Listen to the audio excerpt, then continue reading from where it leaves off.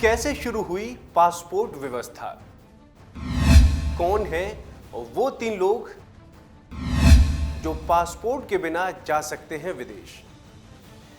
19वीं सदी में रेलवे के आविष्कार के बाद यूरोप में यात्राएं बढ़ गईं।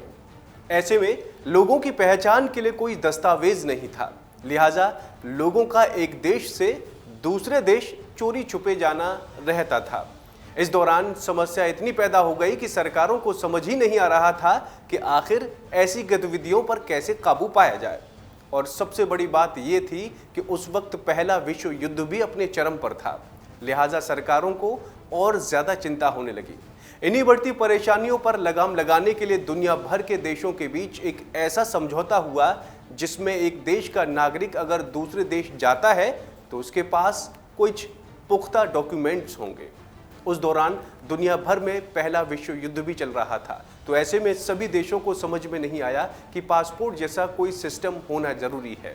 फिर दौर आता है 1920 का, जब लीग ऑफ नेशन ने इस मुद्दे पर गंभीरता से विचार किया और पूरी दुनिया में पासपोर्ट व्यवस्था लागू करने के लिए कोशिशें शुरू कर दी।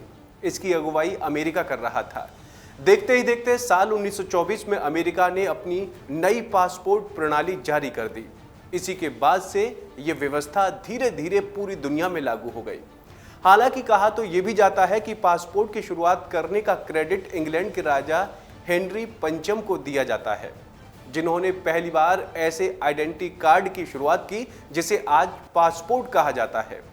इस प्रकार के दस्तावेज की पहली जानकारी 1414 के संसदीय अधिनियम के रूप में मिलती है। उसी समय पासपोर्ट शब्द का इस्तेमाल किया गया, लेकिन सबसे खास बात यह है कि इससे सिर्फ 3 लोगों को ही छूट मिली है। इन 3 खास लोगों में पहला नाम ब्रिटेन के किंग चार्ल्स का है।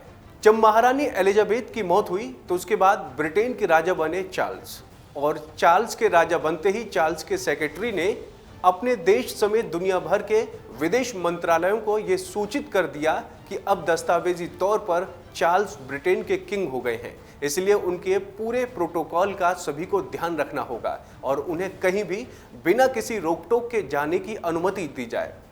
दूसरा नाम आता है जापान के सम्राट और उनकी पत्नी का, और ये विशेषाधिकार वो किसी भी देश में बिना पासपोर्ट के आ जा सकते हैं। सवाल उठता है कि आखिर इन्हें ये विशेषाधिकार क्यों मिला है? दरअसल जापान के डिप्लोमेटिक रिकॉर्ड बताते हैं कि उनके विदेश मंत्रालय ने अपने सम्राट और उनकी पत्नी के लिए ये खास व्यवस्था 1971 से शुरू की थी और ये तब से अब तक जारी है।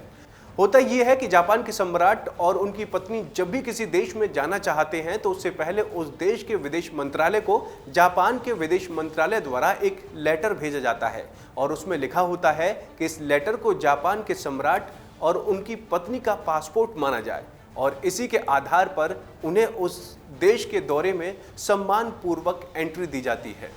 तीसरे हैं प्रधानमंत्री और राष्ट्रपति।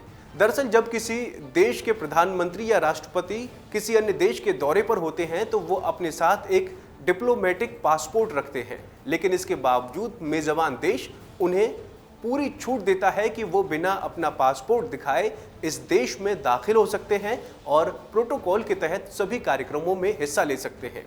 इस दौरान उनसे मेजबान देश का कोई भी अधिकारी पासपोर्ट नहीं मांगेगा। भारत में ये दर्जा प्रधानमंत्री, राष्ट्रपति और उपराष्ट्रपति को हासिल है।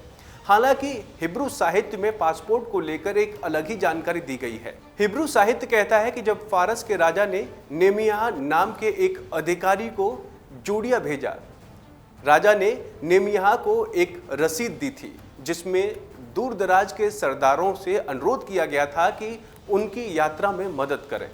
इसे ही पासपोर्ट का शुरुआती प्रारूप माना जाता है।